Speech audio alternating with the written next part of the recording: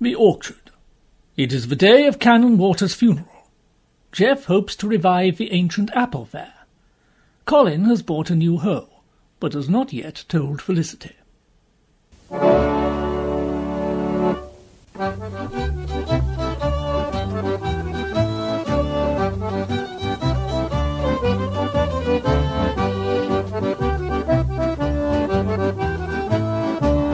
It was as clear as day, Dad. Or?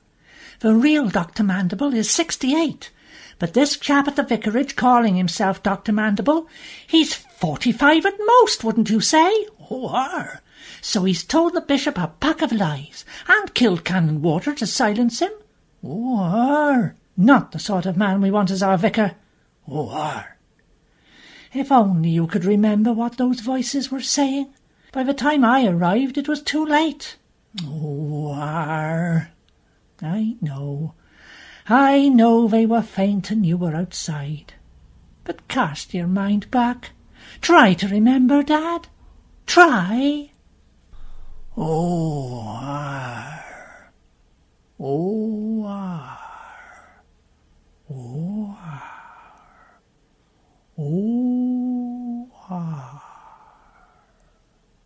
Everything packed? Apart from my Crockford's Directory of Anglican Clergy and my lavatory brush.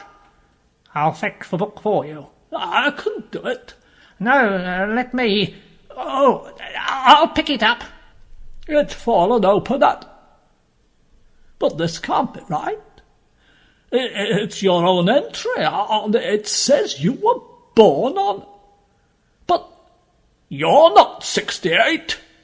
How embarrassing. Imposter! No, I am 68, but I dye my hair. Dye your hair? Vanity! Vanity! I call it survival. The Church of England is a cutthroat business. The bishop's getting rid of you, isn't he, and you're only 78? Once that would have meant promotion to a bishop. But he's 82. He wants to hang on. He's getting rid of the older men. So you pretend to be younger? You could too. See? This is the stuff. It's called duplicity. You just rub it in when you wash your hair. Get thee behind me, Satan!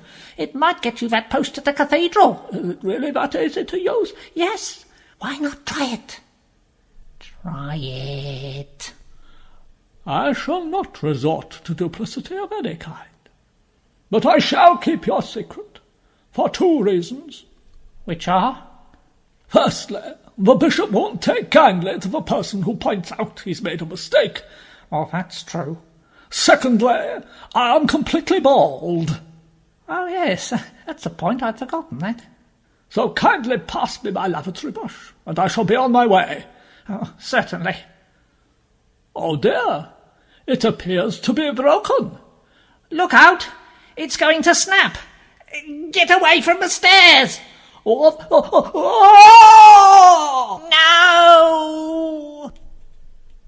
Now I come to think of it, I do recall breaking the new lavatory brush. I was going to get a replacement, but didn't get round to it.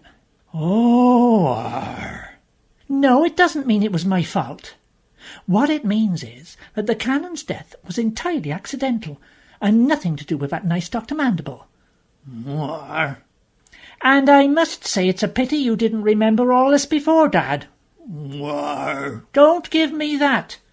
Now, come on, or we'll miss the funeral completely. We might just get there for the end of the last hymn.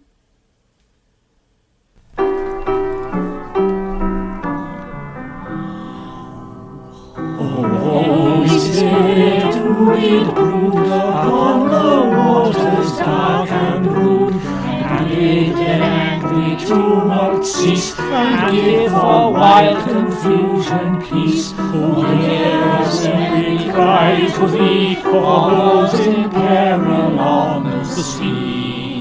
The Trinity of love and high, your children shielding dangers off from rock and tempest, fire and foe, protect them wheresoe'er they go.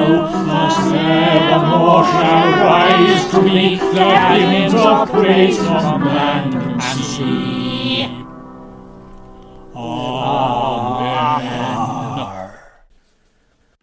That's a name for sailors. Not very appropriate for cannon water. Lovely funeral, Bishop. Oh, thank you, Squire. Lovely funeral, Vicar. Thank you, Squire. Right. Off to the orchard to deliver the coup de grace. Now, Dad. Now, at once. We'll collect Professor Jennings on the way from the hotel. Good morning, Neville. Oh, good morning, Miss Harcourt. I thought you might like to walk me home. It's only 8.5 minutes away, but... Neville! Sorry, I can't. Maybe later. Maybe, Neville. Maybe. I do hope you'll be happy here as our new vicar, Dr. Mandible. Thank you, Mrs. Bitterdale. A poor canon will be much missed, but a younger man is just what we need. Thank you. Mrs. Bitterdale. A very moving address, Bishop. I thought perhaps you'd missed it. You did come in rather late. Oh, we were only outside the door. You can hear a lot outside a door. Oh, I was thinking about the Crockfords. You know, when you mentioned it to me, I assumed dear Cuthbert was referring to his own entry. I'm sure he was. Well, quite. So am I. So I had a look at it. Do you know what I found out? I can honestly say I've no idea. He used to be a ship's chaplain. His first posting. That's why we finished with a naval hymn. Oh, I see. Well, do you know, I think that settles everything then. Next Saturday should be the apple fair. It used to be a big thing for the village, but of course the last few years... We haven't that many apples, Jeff. It's still early days. I know. But what an advertisement for the place. Now Colin's finished the hoeing with his new hoe. You could rustle something up, couldn't you, Miriam? I'm not sure. I suppose Alison might be able to help with the catering. Alison from the hotel. She's the only Alison we know. Yes. Good idea, darling. I love a good sing-song, May. It was a hymn at a funeral. Even so, it opens the lungs, fills one with good fresh air. You and your fresh air. You'd be breathing all day if I let you.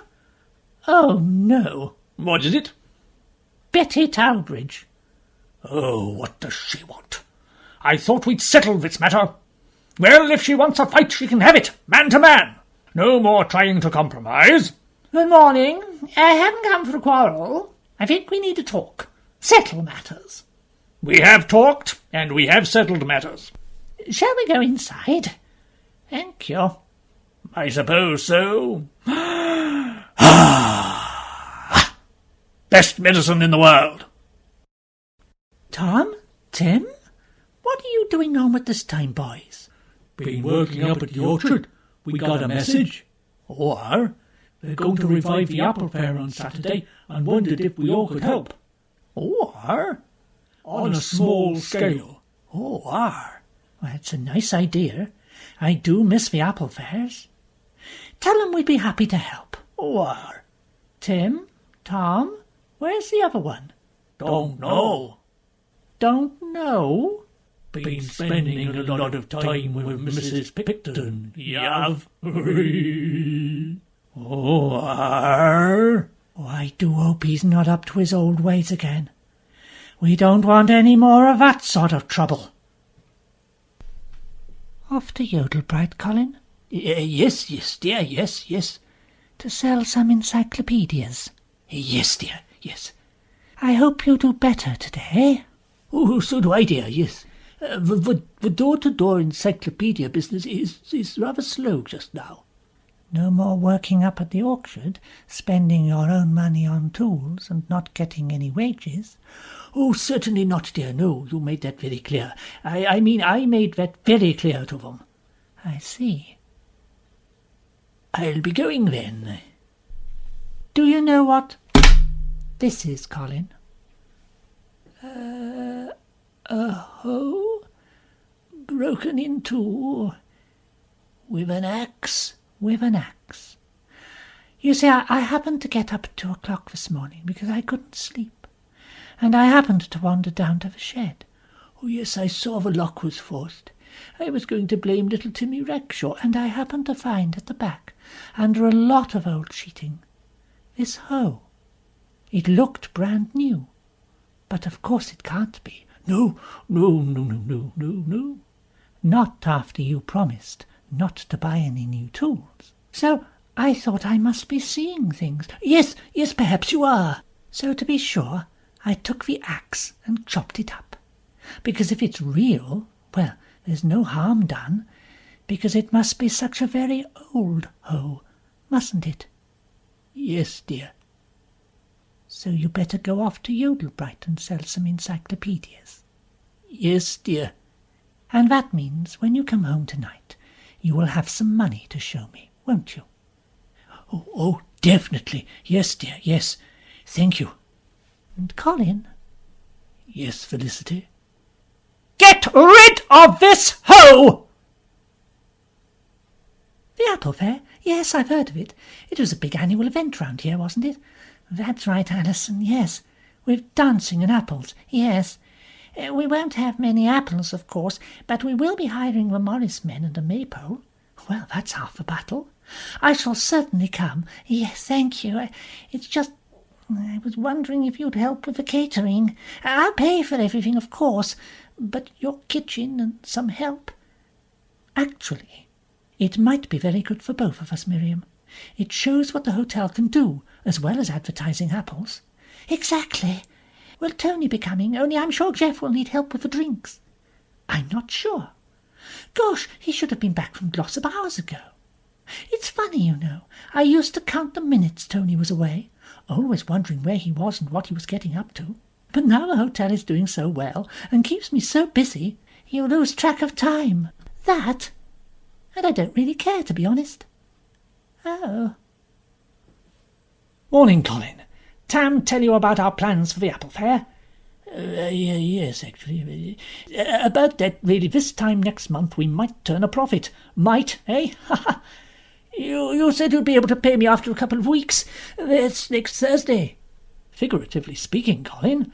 I mean, don't tie me down to the second. Then I have no choice. That's the spirit. I must go. Splendid. Did you bring your hoe? Topfield could benefit from a quick going over. Ah, there's Tam. Tam, may I have a word, please? Hey there, you! Stay where you are. Oh, no, the squire. What does he want? Yes, Mr. Picton.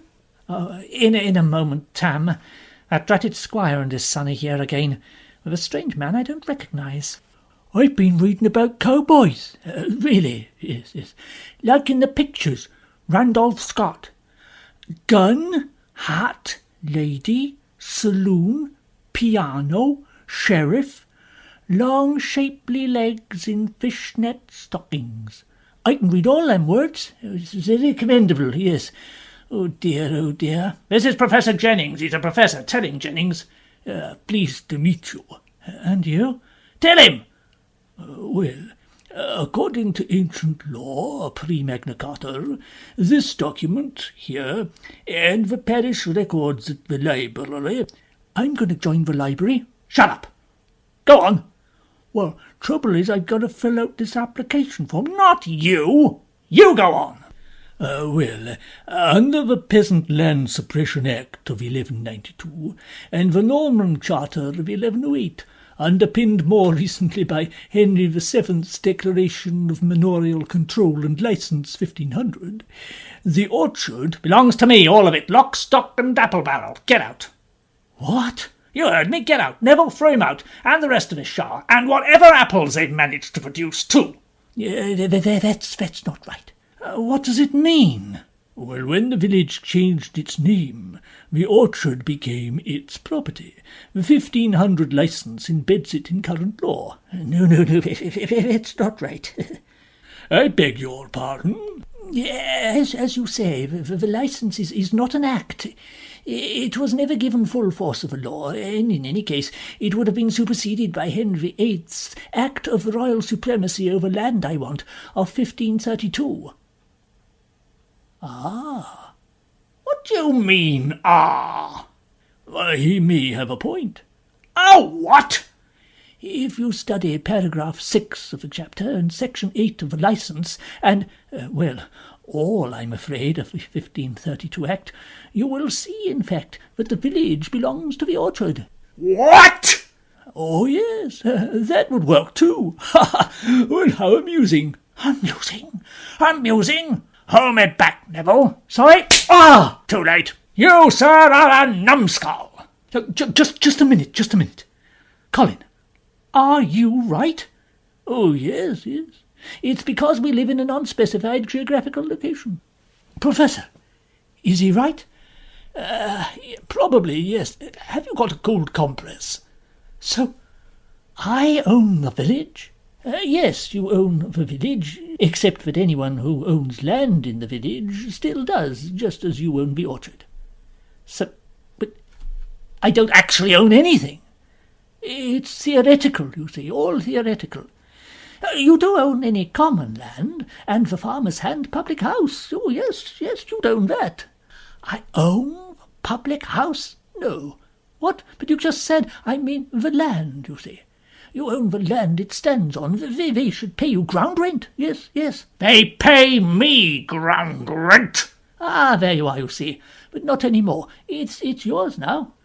Curse you all. I'm not beaten. I'll be back. You'll see. You've won nothing. Come on, Neville. May I ask how you know all this, sir? Well, you see, I used to sell encyclopedias, but I hated knocking on doors. So if I managed to sell one, I'd spend the rest of the day in the Yodelbright cafes, reading. I must have read every encyclopedia a dozen times. You're marvellous, Colin. Why, as soon as I receive this month's rent from the Farmer's Hand, I'm not only going to pay you what I owe you, but a handsome bonus too. Oh, it's wonderful. That's perfect. Yes. Wonderful. Now, let's get everything ready for the best apple fair this village has seen for years. Or certainly in the last 3. Will the apple fair be a success, or will the squire try to thwart it? Find out in the next episode of The Orchard. The writer this week is Marmaduke Leicestershire, the fruitery consultant is Professor Max Gravito, and the editor is Silas Haverstock. The Orchard is set in a non-specified geographical location.